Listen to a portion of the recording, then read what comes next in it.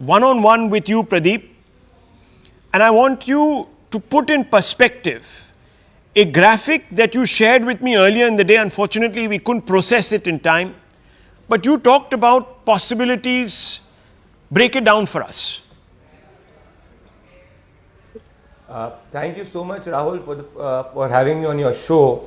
And let me begin by saying that what the Prime Minister has said in the Parliament, that NDA can touch 400, is not a fictional statement. It is in the realm of possibilities. And I say this as we are collecting data on the ground through our Jan Ki Baat data analysis. Now let me throw certain data points, Rahul, which will definitely open this up for your viewers. There are 11 states where the Bharatiya Janata Party has more than 85% probability of improving its vote graph than 2019. Now when I say these 11 states, these includes the states of Uttar Pradesh, where the situation is such that even in a seat like Raebareli, where the Congress party had won last time, there is more than a 90% probability that Sonia Gandhi can lose. That's what I'm telling you from our data analysis on the ground. Even in Telangana, where the Bharatiya Janata Party last time got a seat share of 4 and roughly a vote share of 19%, there is the data from the ground is suggesting that there is a huge possibility of an upswing. Tamil Nadu, which witnessed a BJP a mere 3% vote share in 2019, is again seeing an upward trajectory for the Bharatiya Janata Party.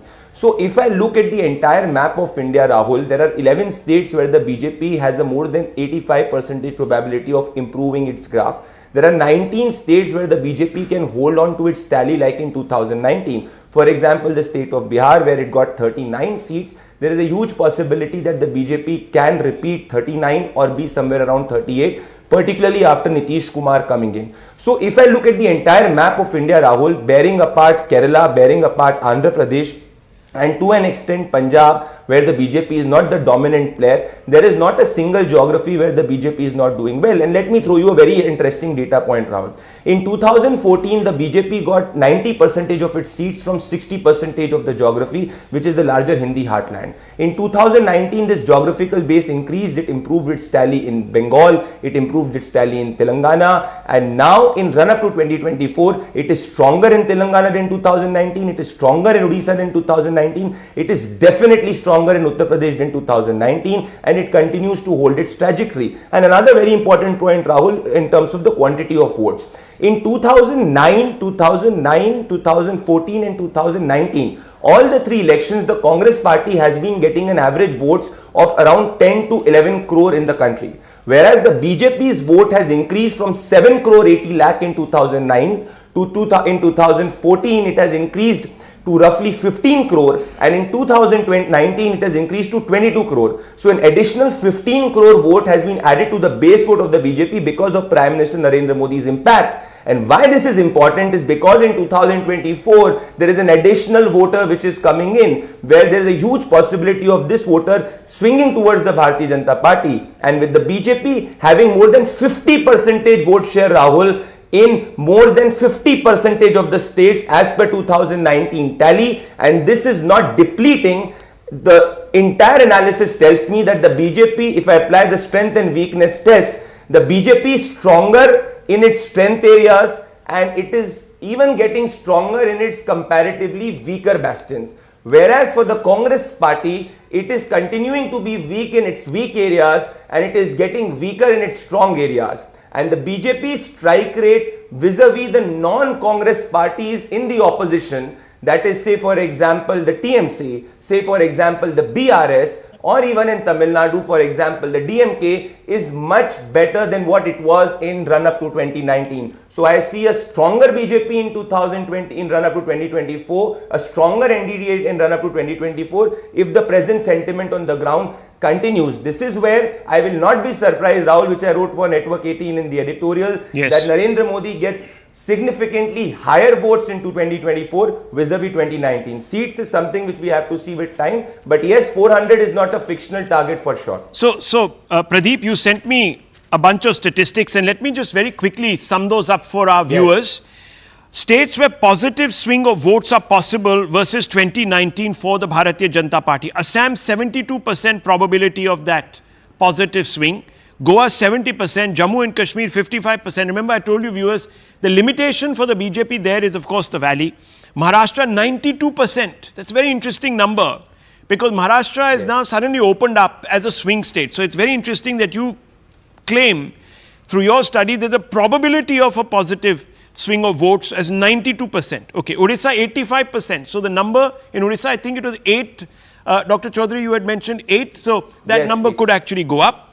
Tamil Nadu, 90% probability of a increase in vote. We'll come to all of those states in a little while. Uttar Pradesh, 98%. Most people are now, and Dr. Chaudhary, you had mentioned this point to me when we were speaking earlier, that a large number of new voters have come in, and you'll break that down for us. I'll come out to that. I just want to quickly talk you through some of these points that we couldn't spin into a graphic, Mr. Bhandari, but Uttar Pradesh, 98% probability of the BJP going even higher than what it is right now. Chhattisgarh, 80%. Telangana, 94%. Very interesting because there's momentum. State election, pretty positive for the BJP. Of course, it would have wanted to do better. But viewers, as you know, Bengal, 60%. And Dadra and Nagar Haveli, that one seat there, 69%. It's very interesting numbers. States where 2019 performance can be repeated in terms of quantity of votes, probability of 100%, Madhya Pradesh 97%, Karnataka 92%. Another one of those swing states, 92% that they will do as well as they did last night. 26 out of 28 was Karnataka last election. Rajasthan was of course 98% he's giving, which was 25 out of 25. Delhi 7 out of 7. Again, all of those are high probability that they'll retain those seats. So, high probability the BJP will retain some of those 303 seats. We've also been told in an interview yesterday to Amish Devgan here on CNN India TV that JP Nadda told him that the BJP is going to be actually replacing a large number of its MPs also. Now, the number they haven't given, but it could be as many as 50 to 60% to overcome anti-incumbency, and that could mean that you'll have high retention. Okay, thanks Pradeep Bhandari for your insight there. Thank you for joining us. Let's open this up. Yashwant Deshmukh of Sea Voter is also there with us. Sanjay Kumar, Jayamrug. Let me bring these three gentlemen in. Dr. Chaudhary will also stay with us. I want to come out to you first, Yashwantji. This number that the Prime Minister, he's not the type of person who is a betting man. Let me put it that way. He doesn't, unlike Amit Shah, when he goes into an interview, he'll give you a number. He's a good sport that way. The Prime Minister doesn't give you a number. He says, look, I'm going to do my best. I leave it to the public. This time, however, in the Lok Sabha, he put a number, 370. Where do you see these gains coming from? It means 67 more seats have to come from somewhere, just for the BJP. Well, there are 4 swing states in that way where there is a potential for growth for the BJP. I mean, I'm not even taking the 10, 15, 12 seats, whatever BJP might gain in UP. Yes. Arguably, that's an easy task for them. I think the 4 swing states in the MOTN that we did last time for India Today, we marked out Karnataka, Bengal, Bihar and Maharashtra in the same order. And I think the BJP has gone in the same order in that way because the lowest hanging fruit for them was Karnataka, where all they had to do is to bring JDS in, and that's their 10% block of Okaleka votes came in. So they have repaired whatever they were losing in Karnataka. But you are talking about from the saturation of Karnataka and surplus that. I'm talking about what they were losing as well. So pardon me for that kind of interference, but that's where we stand.